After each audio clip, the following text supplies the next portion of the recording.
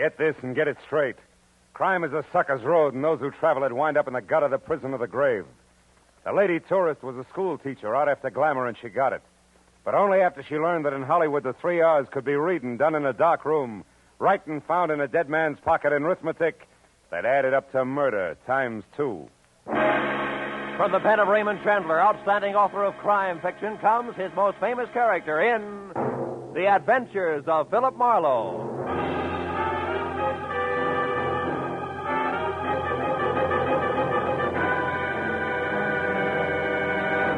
Now, with Gerald Moore starred as Philip Marlowe, we bring you tonight's transcribed story, The Rustin Hickory. It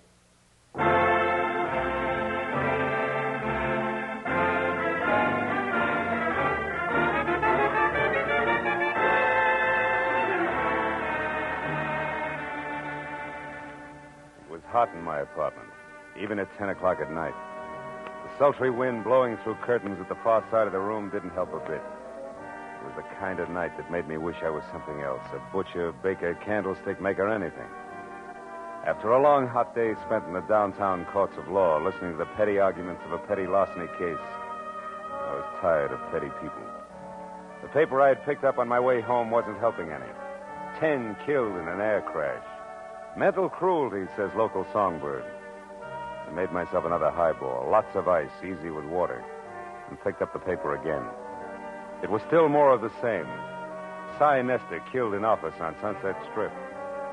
Cy Nestor. He'd hit the papers before. Bookie, B- picture producer, general racketeer. Somehow I wasn't too surprised he was on the receiving end for a change. My drink was good for 10 more pages of equally dull reading, and I was set for the next in line when the phone rang. Mr. Philip Marlowe? It was the first attractive voice I'd heard all day. Mr. Marlowe? And you know, I thought she might be fun. My name is Joan Rustin, and I'm only here in Hollywood from Ferndale, Nebraska on a vacation, and I wanted to have some fun. You know, see the nightclubs and the stars hey. and that sort of thing. Hey, wait a minute. I Joan. don't want trouble, Mr. Marlowe, hold it. least of all. Teacher. Hey. Yes? Let's back up a little, huh? Your name is Joan Rustin. You're from Ferndale, Nebraska, which you're right, I've never heard of. Also, you're a school teacher. That much I got. But the rest about the sights, the last part, the trouble Oh, but don't you see? They're the one and the same. Oh? I wanted to step out. Nightclubs, movie stars, glamour. But it didn't end up like that because he was shot, and then I didn't know what to do. And his name's Aubrey Nickel. He's the man who took me out to show me the club. Anyhow, after it happened, I ran. Why? Why? The publicity, of course. Mr. Marlowe, I'd lose my job. You see, I'm a school teacher. Yeah, you said that, honey. Now, look, where are you, Joan? The Tulip Room. It's a bar on Sunset and La Cienega Boulevard. You'll come right over, huh? Huh? Yeah, I'll come right over, huh? Goodbye, Joan. Hey,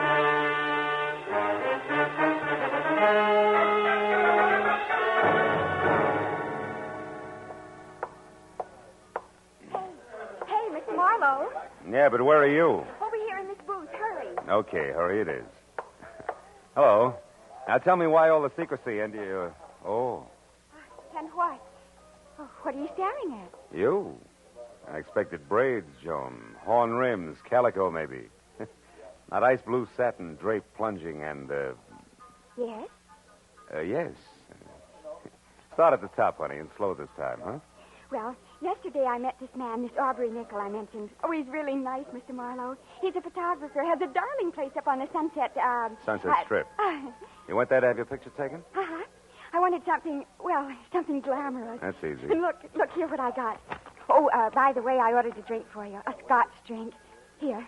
You like Scotch drinks, don't you? Yeah, Scotch drinks are my favorite drinks, Joan, thanks. You're welcome. Now, isn't it wonderful? The picture, I mean. I'll say it is. I'd never say school teacher. No, that's the idea. Just like a model in a fashion magazine, isn't it? Aubrey took it from inside his photo shop while I was outside on the street looking in his window. You know, like a smart career girl just strolling along the avenue. Mm-hmm. And see how he faded out the background? That way I'm the focal center. Focal center. Isn't it nice? Oh, yes, it is, yeah.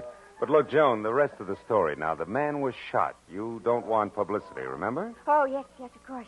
Well, we made a date, Mr. Marlowe, for tonight. I was to be at his place, his shop on the strip at 8, which I was. But when I got there... He was gone. Well, no. He might just as well have been for all the attention he paid to me. Oh? He had something on his mind. Acted as though he didn't even expect me. Why, I had to mention his picture here twice before he got it out of a drawer for me. But then, just like that, he changed. Said if I wanted glamour in nightclubs, why not? Oh, by all means. Why not? And off we went to Cyrano's, no less, and sat at a table with two men and a woman who was actually Irmgard Fury. Actually, who? Irmgard Fury, the starlet. Oh. Don't you read the papers? Oh, golly, her picture's been in every theater section and magazine for the last 6 months. Of course, she hasn't made a movie yet, but she probably will. Wait a minute. Irmgard Fury, she has red hair, a figure, lots of each, huh? Oh, that's right. Oh, and so sweet to talk to. Well, believe it or not, when we were in the powder room and she couldn't find her lipstick, she used mine. Now, that's really democratic. Look, Joan, there was a shooting. You remember that. Now, you were sitting at a table with three men in this Irmgard Fury? That's right. Well, go on. What happened next? Well, when Miss Fury and I got back to the table, Mr. Lacey and his friend were gone. And then a minute later, Aubrey excused himself to make a phone call. And then? And then a waiter brought me a note from Aubrey which said I should go back to my hotel and wait there till I heard from him. Then it happened. Look, Joan, if I'm going to help you on this, you got to tell the whole coherent story. Well, suddenly there were some shots, maybe from outside, and people were yelling. It was terrible. I was scared to death. And I ran outside. People were crowded around someone. It was Aubrey. He was dead. What'd you do then? I took the first taxi I could get to my hotel, the Beverly Crest. I started for my bungalow, but didn't go inside because there was a man hanging around. I'd seen him before someplace, and I didn't like his looks and turned away, and he called to me. Oh, he was awful, Mr. Marlowe. Awful looking like a frog, maybe? Sloping shoulders, bulging eyes? Yes, and when... Mr. Marlowe, how do you know what he looked like? Promise not to tell. Promise not to... Oh, Mr. Marlowe, he's here, isn't he? Mm-hmm. Been watching us for quite a while. Oh, holy smokes, and I didn't get away from him. Oh, Mr. Marlowe, I had nothing to do with this shooting. What can I do? I simply can't be mixed up in this terrible business. Oh, please, Mr. Marlowe, I'll pay you anything, only get me out of this, please. We'll talk about that later, Joni. Now, look, when we get up, keep talking and don't look away from me. Then when we're outside and around the taxi stand there, duck away from me fast and get in close to the building and stay there till the frogman is gone. Then head for your hotel bungalow and wait there till you hear from me. Now, you got that? Oh, yes, but I don't understand why he's going to leave us. You will, if our little coup works. Come on.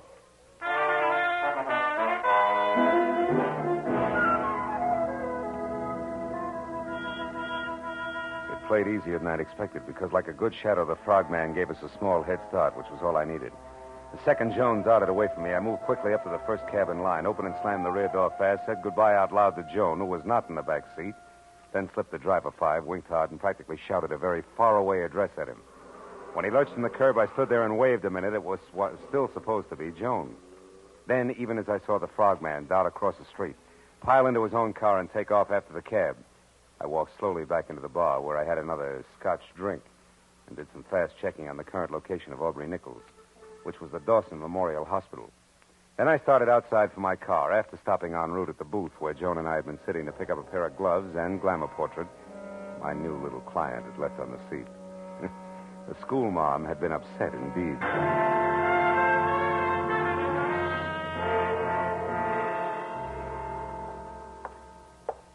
Dawson Memorial Hospital, Dr. Chambers? Yes, one moment, please. Go ahead. Yes, sir. Oh, I want to know the condition of a patient who was brought in here a little while ago, Mr. Aubrey Nichols. Oh, I'm sorry, sir. We're not allowed to give out such information. You'll have to inquire at the superintendent's office. Sir, Joe, I wouldn't bother, Phil. Well, Detective Lieutenant Matthews, good evening. Good evening. Nickel is dead, Marlowe. We did not get a statement from him. That's too bad. Any idea who did it? No. Have you? I didn't even know him. A client of mine. Yeah, Mr. Smith. That's right. That's remarkable. Mr. Smith, he asked me to inquire about his condition. Uh-huh. Well, it happened about an hour ago in an alley behind Cyrano's. Aubrey Nichols was a photographer up on the strip, but pretty much of a phony. A big front boy, strictly. That's all there was to it, huh? Walk down here with me a little. Oh, sure. We figure there may be some connection between this shooting and Cy Nestor's death this afternoon. Nestor also had an office on the strip. What do you figure the tie-in is, Matthew? A man named Ham Lacey. You ever hear of him? Yeah, he was one of Nestor's #1 boys in the racket, right? Yeah, something like that. Of course, officially, Ham Lacey is known as the vice president of Nestor Enterprises Incorporated. Also production manager of that second-rate movie studio Nestor owns. Well, anyway, Lacey, another man, and Aubrey Nichols were at Cyrano's tonight with a starlet named Irmgard Fury and another gal we haven't been able to tag yet. Now, tell me... Wait a minute, Phil, Lieutenant. When Nestor was killed, did it look like the usual mob tactics? No. Nestor was beat up by fists. Not sapped, not cut up with brass knuckles. Your death was caused by a blow to the temple from a poker that was standing next to a phony fireplace in which he could have hit his head when he fell. Well, probably not Lacey and Associates, huh? Probably not. He's got an alibi. Yeah? Besides, we already got a fair line on who did it and why. We found a note in Nestor's pocket signed D. Tobin, which threatened Nestor with a beating if he didn't stay away from the undersigned's wife and send her back home at once.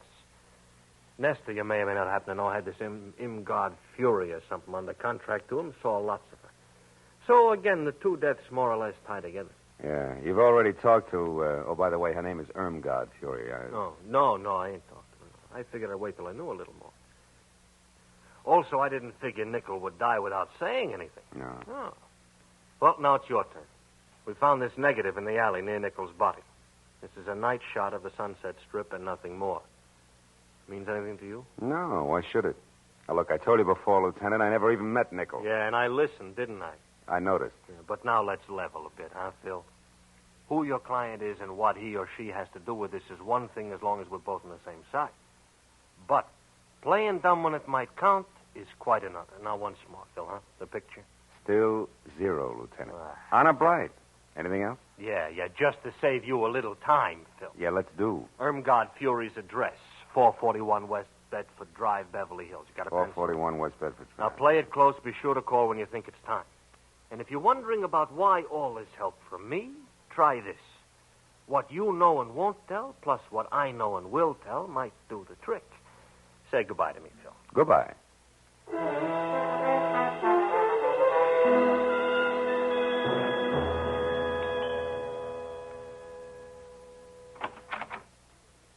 Yes? Miss Fury, my name's Philip Marlowe. I must talk to you at once.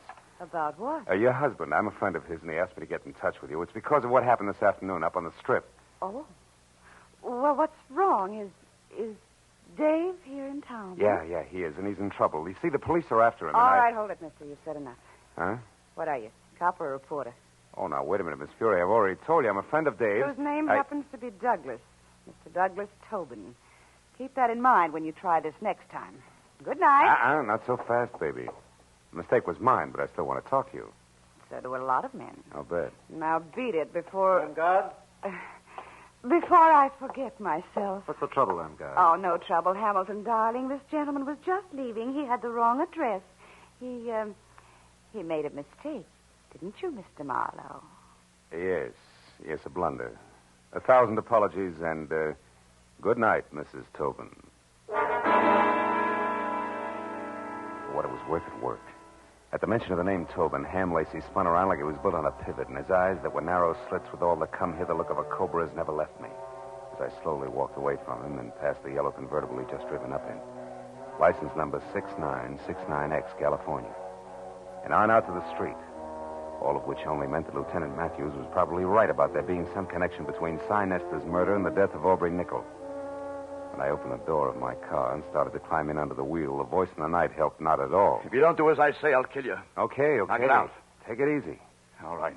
Now close the door and turn around. You're back to me. Now, look, if this is a stick-up, Busty, you can save us both a lot of time. Shut up. I'm not a hold-up man. Now, move over there, close to those trees. Go on. I want to ask you a question. All right, that's far enough. Now, what have you got to do with Helen? Helen who? Helen Irmgard Fury. That's what she's known as now. What have you got to do with her? Tell me. Very little, Mr. Tobin. You know who I am? And so do the police.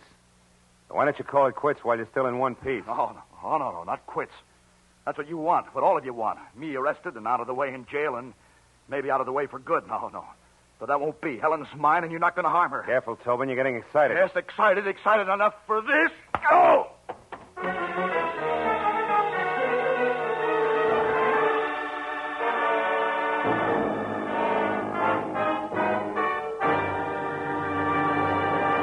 In just a moment, the second act of Philip Marlowe. But first, a thrill-a-minute, high-tension suspense from the word go. Dramatic excitement that builds and builds until it explodes in a smashing climax.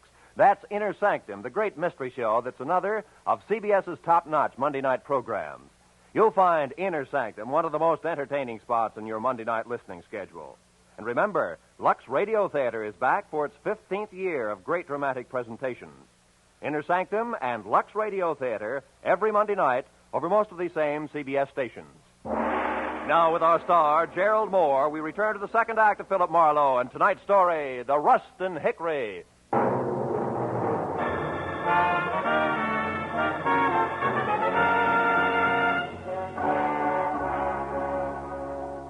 When the whirling pinwheels of light slowed down to being street lamps again, Douglas Tobin had pounded shoe leather on enough sidewalk to be safely out of sight.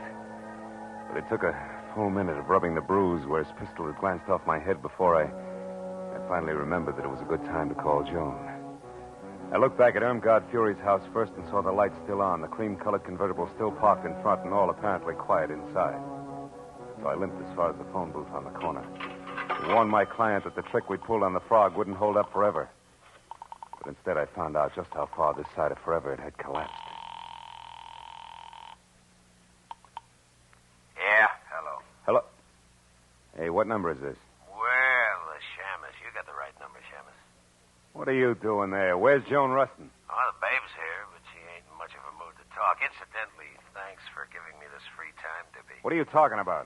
That fast shuffle you tossed me, Dippy. That now you see her, now you don't gag with the taxi. For an old shell game operator like me, that one was as tough to see through as a glass-bottom boat. All right. You get your diploma in the morning. But listen, if anything happens to Miss Rustin, I'll break it. Skip it, Dippy. You're wasting your breath. It's already happened. I'll see you around. So long.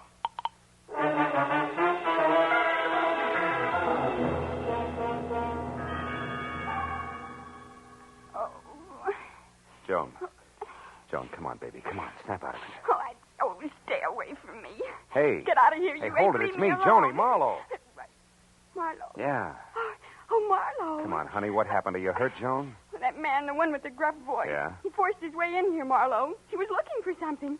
I tried to stop him. I was going to scream, but I guess that's when he put the bite on me. That slug, baby. Well, anyway, he hit me hard. And I've never been treated that way before in my whole life. You've never been buddies with murder before, either. Come on, honey. Get up off the floor, huh? Easy now. There. Hey, he turned your place inside out, too, didn't he? What was he after, Joni? Oh, I don't know. He just told me to quit stalling and hand it over. I didn't know what he meant, so he shoved me. Then he pulled out all the books there, tore up the rugs. He was looking for something small and flat like a... Wait a minute. Sure. The cops found a negative near Aubrey Nickel tonight, but it was worthless. There must have been another one, an important one. And Lacey and Froggy, who no doubt's his helmbabe, must think you've got it. Me? Well, that's impossible. All I had was my picture, and, I don't even have that now. No, but I do, out in my car, and it gives me a great idea. Come on. Well, where, Marlowe? I don't get it. What's my photograph got to do with this? Maybe plenty. You see, when Aubrey printed that picture of you, he faded out the background almost completely. You remember? Uh-huh. That's a stunt in fashion photography to make a subject stand out. But in this case, Joan, I figure it was played strictly in reverse. Well, how do you mean? That Aubrey took you to Cyrano's tonight on business, big business. And you were holding the merchandise for him all the way. Oh. Here. Let's take a look. Oh, Marlowe, my pretty picture frame. Better this than your pretty head later, sweetheart, believe me. Yeah, here it is. Look, see? A negative the size of a postage stamp. But I'll bet old flash bulbs the $10 bills this baby's really loaded. Marlowe, I'll bet that baby's loaded, too. What are you talking about? The gun in that man's hand there behind you. Oh, fine. Wait. Easy, Marlowe. I'm not looking for any more trouble. I just want to be sure that you'll help me first. You're a private detective. I searched you before, so I know. I'm in a jam. It's worse than I figured. The cops are after me for murder. No kidding. I can't understand it, Tobin. All you got is a motive deep enough to swim in, and you've been dropping clues like Hansel and Gretel dropped pebbles. All right, but I didn't do it. Well, I beat up Cy Nestor, sure, but he was going with Helen, my Helen. I hated everything and everybody in this phony town because they took her away from me. Even changed her name for her, Irmgard Fury. But I didn't kill Nestor. I swear I didn't. You've got to help me, Marlowe. With that 38 in your fist, are you asking or telling? Oh, I'm asking, brother. Here, take it. Take the gun. I'm in a fix, and I know it. Okay, hothead. I'm already in Dutch for hiding Matthew's key witness here. Think how I'll look keeping his chief suspect under wraps, too. Oh, maybe I'm a sucker, but I believe you. All right, where do you hang your hat? The Country Cottages, number 7. It's a kind of a motel court down on Melrose Street. Number 7. Now go there and stay out of sight. And I mean stay out of sight. Yeah. Oh, okay. Thanks, Marlowe. Say, I'm sorry I batted you down tonight. That makes a lot of difference to the lump on my head. Go on, Tobin, beat it. Okay. I'll keep in touch with you. And where are we going, Marlowe? Call a friend of mine. We need a big enlargement of a small negative.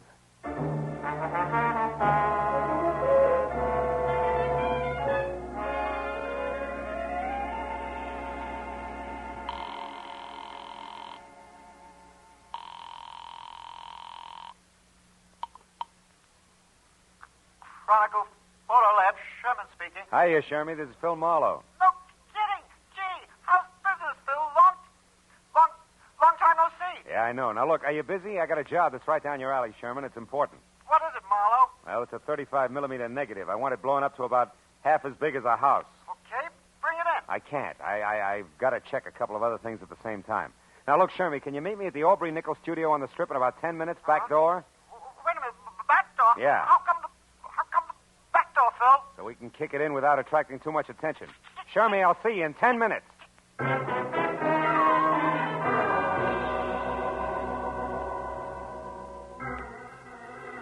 piled Joan into the car, drove down the Strip, and once past Nickel studio, which was enough. Joan had posed for a picture in front of the place, and directly across the street, behind her, just as I knew it had to be, was the neat plastic sign reading Sign Nestor Enterprises on the diminutive but glossy imitation Swiss chalet where Nestor's body had been found.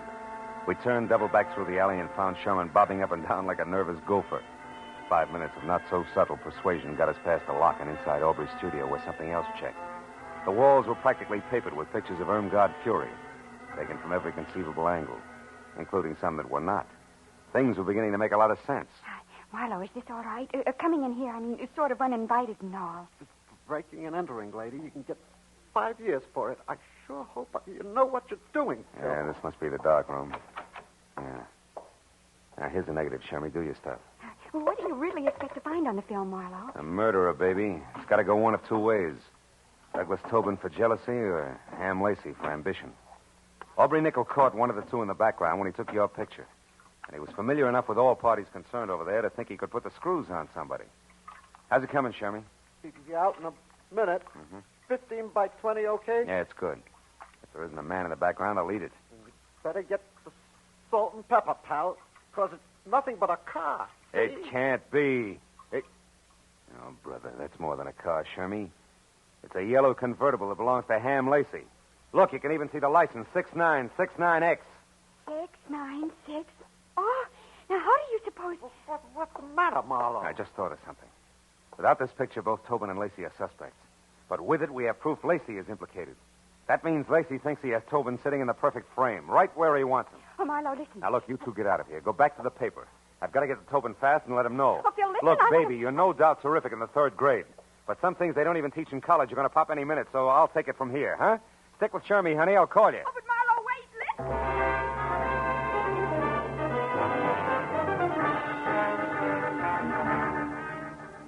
I made it from the Strip down to Melrose and then east to the cluster of dusty lean-tos with bath known as country cottages in something under 10 minutes. Parked down the street and cut back through the alley on foot. I got to the door of cottage number 7 with about 30 seconds to spare. No. Wait a minute, mister. You got me wrong. Oh, no, I haven't, pal. You can tell me you didn't knock off Sign Nestor, and I'll believe you. But nobody else will. I've got you right where I want you. Now, wait a minute. Because of your note found in Nestor's pocket. You're the jilted boyfriend, the hick from back home, who came to Hollywood with murder in your heart and knocked off the guy who stole your wife. Now, look, Yeah, and then you went after the cheap photographer who gave her start. Oh, yeah? And after that, you knew you couldn't escape, so you blew your brains out. And fine. by the time I leave here, that's the way it's going to look. Not tonight, Ham. Marlowe. Stand still, Lacey. Toss the gun over on the bed. Go on. That's better. So you figured Aubrey was lying about having a picture that pegged you as Sign Nestor's killer, didn't you? You figured Aubrey saw something but had no proof, so you shot him. But you were wrong, Ham. He had all the proof we need. Oh, Marlowe, look out! Joan, who's out there? Oh, Phil. Joan. Phil. Joan, are you all right? Jerry, I hit her. She's the one who killed Sign Nestor. I tried to tell you that.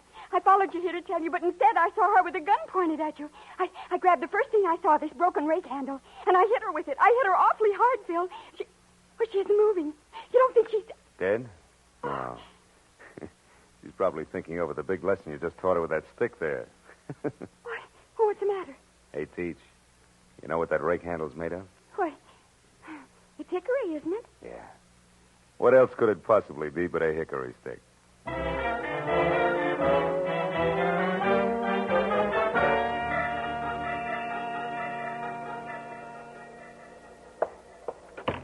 All right, Marlowe, all right. Nobody can hear us. Now, what is it? Well, it's that Miss Rustin here is a school teacher, Matthews, and it's imperative that we keep her name out of this. Oh, well, we can arrange that. Oh, good. You know, Matthews, it's funny how one step leads to another. Yeah? Ham Lacey never would have gone so far as to kill Nestor on his own. But when he learned that Irmgard had done it, he saw an opportunity to turn the whole situation to his advantage. He and the girl agreed to frame Tobin and then go along as a team. You know, of course, that that's just your theory. Just a minute. Now, What do sit you down mean? over there and be quiet for a change while Miss Rustin and I wind this up. Matthews, listen. Quiet, please. Pulling rank, huh? Phil. Now, Miss Rustin, in solving this case... Just a minute. She didn't solve the case. Miss Rustin, if you hadn't solved it, and right when you did, you'd be talking to this guy exclusively via Ouija board from now on, let's face it. Oh, what a corny pitch. Now, tell me, Miss Rustin, how did you peg Irmgard Fury? Well, when we got the picture of the yellow convertible, I remembered that I'd gone to the powder room at Cyrano's with Miss Fury to freshen our makeup. But she couldn't find her lipstick. She emptied her purse looking for it, and she finally had to borrow mine, you know. Oh, how democratic. I said that. So now you own it? Now tell me, Miss Rustin, how do you figure the lipstick figures? Oh, it wasn't a lipstick. I happened to notice among the things from her purse a keychain, a chain with car keys on it, and an identification tag in the form of a little license plate. Oh, and the numbers were... 6969X. That's right. And since Ham Lacey had an alibi and those keys were in Miss Fury's bag, you figured it was her who'd been driving. It was she who'd been driving, yes. Isn't this revolting? Yeah, she. She wanted to kill Nestor because he wouldn't turn loose of her so she could claw her way on up to the bitter top. And when she found him unconscious, it was easy. How literary. Well, that's that, I guess. Thank you very much, Miss Rustin. I hope your stay in our town has was... Oh, what's the matter? Joni, baby, don't cry. I just thought of the most dreadful thing. I've had a wonderful time. I went to Cyrano's. I hit a movie star on the head, and I helped solve a murder. But I'll never, ever be able to say one single word about it to anybody in Ferndale, Nebraska. Darn it all.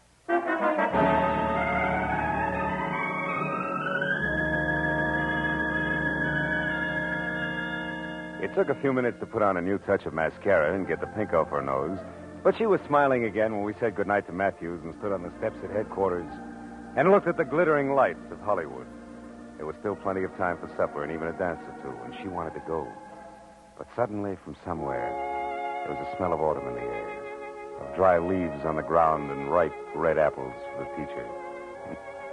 She shook her head wistfully and spoke of an appointment she had bright and early next Monday morning. It's a very important appointment, Phil. So, I took her to a hotel and said goodbye. All the way home, for some reason, I kept wondering, whatever happened to Skinny McDonald? The only kid in school who could shoot a better spitball than Marlowe. Has it really been that long ago?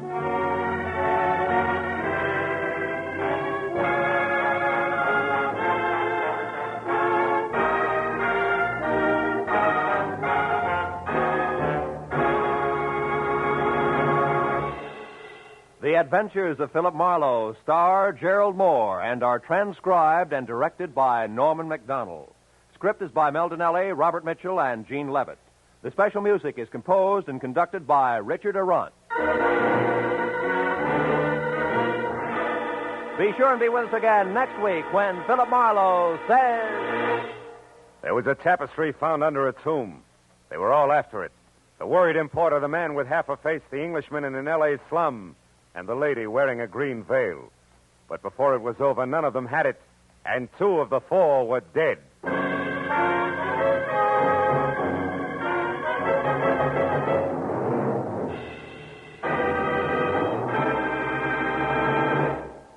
Now, stay tuned for Gangbusters, which follows immediately over most of these same CBS stations. This is Roy Rowan speaking.